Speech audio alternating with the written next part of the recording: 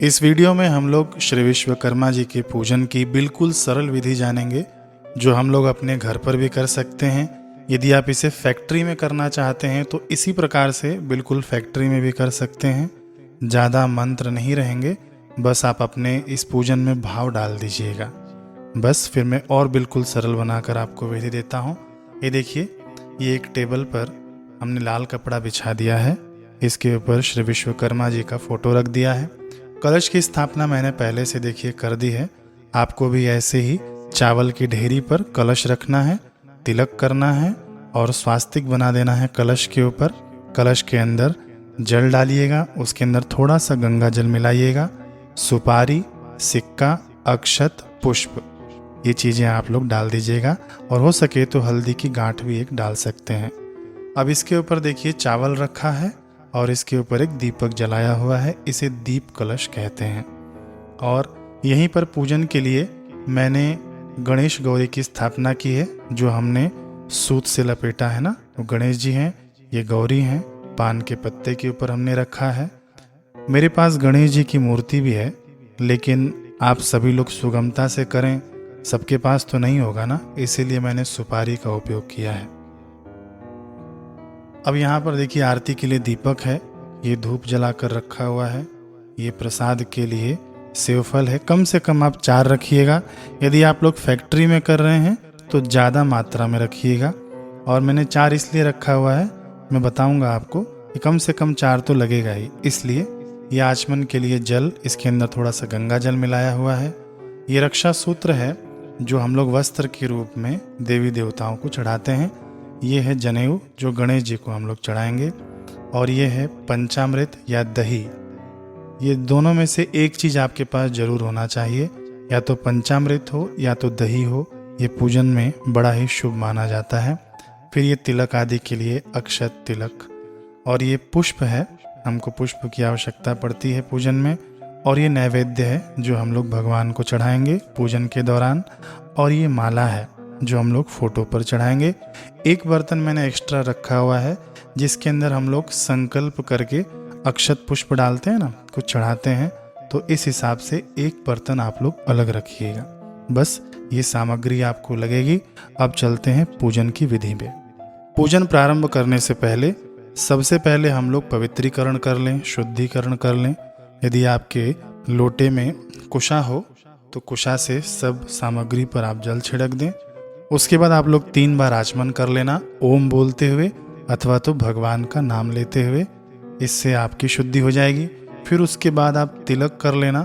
तिलक करने के बाद आप लोग हाथ धो लेना। हाथ धोने के बाद फिर हम पूजन प्रारंभ करेंगे। एक बात मैं आपको बता दूं कि कोई भी पूजन प्रारंभ करने से पहले आचमन जरूर करें और स्वयं को तिलक जरूर करें। तिलक करने के बाद पूजन हमें करना चाहिए। सबसे पहले हम लोग हाथ में अक्षत और पुष्प ले लेंगे और संकल्प करेंगे कि आज के पावन दिन पर हम लोग श्री विश्वकर्मा भगवान की पूजा कर रहे हैं।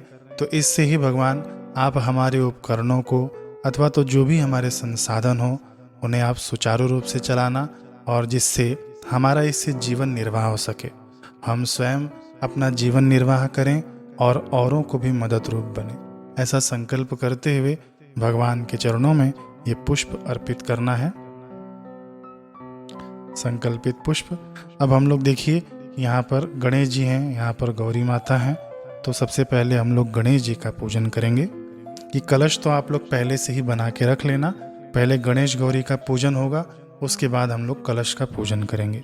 गणेश भगवान का हम लोग आवाहन करेंगे, उन्हें बुलाएंगे। तो अक्षत और पुष्प ले लें और मन ही मन संकल्प करें कि हे गणेश भगवान, आप यहाँ पर पधारिए, हम आपका पूजन करेंगे। और ये अक्षत पुष्प यहीं रख दीजिए। फिर गौरी माता के लिए भी ऐसे ही करिए कि हे माँ, आप यहाँ पर पधारिए हमारे इस पूजन में। देखिए, मैं आपको बिल्कुल सरल रीति से बता रहा हूँ। इसके अंदर मंत्रों की आवश्यकता नहीं है, लेकिन भाव आप पूरा रखना। अब कोई भी अतिथि आता है ना, तो मैंने पिछले पूजन में भी बताया था कि सबसे पहले हम लोग उनके चरण धोते हैं, फिर उनके हाथ धुलाते हैं, फिर उसके बाद उन्हें स्नान कराते हैं। स्नान कराने के बाद वस्त्र पहनाएंगे। वस्त्र के बाद उन्हें तिलक करेंगे, है ना। तिलक करने के बाद पुष्प हार माला चढ़ाएंगे। फिर आरती और भोग, यही सब में पद्धति है। तो सबसे पहले हम लोग गणेश भगवान को पाद्य अर्पित करेंगे। तो पुष्प में एक पुष्प लेना, उसके अंदर वो जल में डुबोना और ऐसे छिड़क देना, है ना। तो हम लोग भावना करना कि हम लोग गणेश भगवान के श्री चरण धुला रहे हैं। अब गणेश भगवान को हम लोग अर्घ दे रहे हैं और तीसरी बार हम लोग गणेश भगवान को स्नान करा रहे हैं। इस प्रकार से ये हो गया। अब हम लोग गणेश भगवान को वस्त्र अर्पित करेंगे। वस्त्र के रूप में हम लोग मौली अर्पित करते हैं गणेश भगवान को। अब गणेश जी को हम लोग जनेऊ अर्पित करेंगे।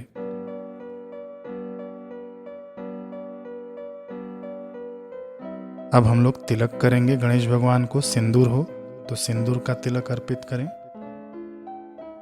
उसके बाद हम लोग फिर से पुष्पांजलि अर्पित करेंगे। तिलक करने के बाद तो हाथ में अक्षत और पुष्प लेकर भगवान को हम लोग अर्पित कर दें। अब हम लोग गणेश जी को दीप दर्शन कराएंगे। तो देखिए दीपक जल रहा है, तो हम लोग ये दीपक को ऐसे कर दें, हाथ से भावना करें कि हम गणेश भगवान को दीप दर्शन करा रहे हैं। अब हम लोग धूपम आग्रापयामि, धूप दिखा दें गणेश जी को। अब हम लोग गणेश जी को नैवेद्य अर्पित करेंगे, ऋतुफल अर्पित करेंगे। घंटी हो तो इस समय पर घंटी बजा दें। ये गणेश जी का पूजन हमने कर लिया। अब माता गौरी का हम लोग पूजन करेंगे। अब हम लोग माँ के श्री चरणों को प्रक्षालित करेंगे। फिर उसके बाद अर्घ देंगे, माँ को स्नान कराएंगे। माँ के लिए भी वस्त्र रूप में हम लोग कलावा अर्पित कर देंगे। वस्त्र के बाद हम लोग माँ को तिलक करेंगे। तिलक के बाद पुष्पांजलि, दीप दर्शन कराएंगे। अब धूपम आग्रापयामि, धूप दिखाएंगे। नैवेद्य अर्पित करेंगे माँ के लिए, ऋतुफल अर्पित करें। ये देखिए सुगम पूजन किया हमने गणेश गौरी का। ऐसे सभी आप लोग घर में कर सकते हैं। अब फिर हम कलश का पूजन करेंगे। गणेश गौरी के पूजन के बाद हमने तिलक तो पहले से कर दिया है। पुष्पांजलि अर्पित कर देंगे कलश देवता को, नैवेद्य अर्पित करेंगे। अब हम लोग भगवान विश्वकर्मा जी की पूजा करेंगे। तो देखिए फिर से वही क्रम होगा। भगवान का आवाहन करें, यानी भगवान को हम लोग बुलाएं। आवाहन के रूप में हमें पुष्प और अक्षत अर्पित करते हैं कि हे भगवान आप पधारिए, हमारे इस पूजन में आप पधारिए। अब भगवान के आने के बाद उनके हम चरण धुलाएंगे। तो इसके लिए देखिए मैंने बर्तन रख दिया है आगे। अब इसके अंदर हम लोग भगवान के चरण धुलाएंगे। इस भावना से आप जल अर्पित करें। अब हम लोग भगवान को अर्घ प्रदान करेंगे। भगवान को पहले हम शुद्ध जल से स्नान कराएंगे। अब हम लोग, हमारे पास पंचामृत था ना, पहले मैंने थाली में आपको दिखाया, या दही होगा तो वो हम लोग एक पुष्प में लगाकर भगवान को समर्पित कर देंगे। यानी हम पंचामृत से या दही से भगवान को स्नान करा रहे हैं। ये मैंने समर्पित कर दिया। अब फिर से हम लोग शुद्ध जल से भगवान को स्नान कराएं। स्नान उपरांत भगवान को वस्त्र अर्पित करेंगे, तिलक लगाएंगे हम। ये हम लोग हटा सकते हैं अभी जो ये स्नान वाला पात्र था। अब हम भगवान को पुष्पांजलि अर्पित करें। पुष्पमाला हो तो हम लोग भगवान के फोटो पे पुष्पमाला भी पहना सकते हैं। दीप दर्शन कराएंगे भगवान को।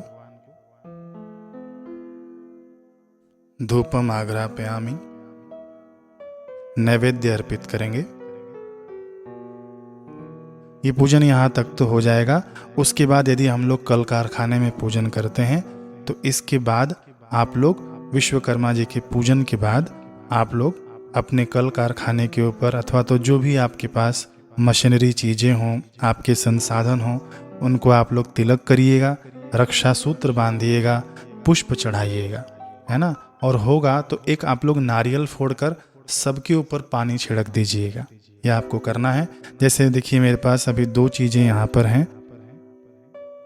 रक्षा सूत्र बांध दिया। अब हाथ में अक्षत, पुष्प और दक्षिणा लेकर कथा का जरूर श्रवण करिएगा।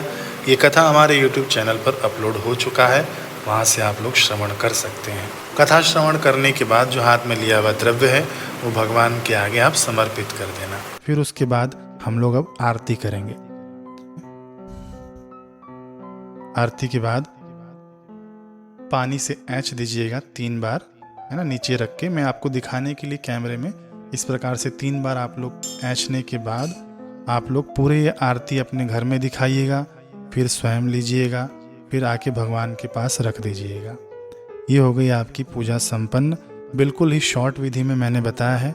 ये जैसे मैंने आपको चढ़ाते हुए दिखाया ना, आप लोग चढ़ाइएगा, लेकिन भावना रखिएगा कि मैं गणेश जी को चढ़ा रहा हूँ। गणेश जी साक्षात विराजमान है।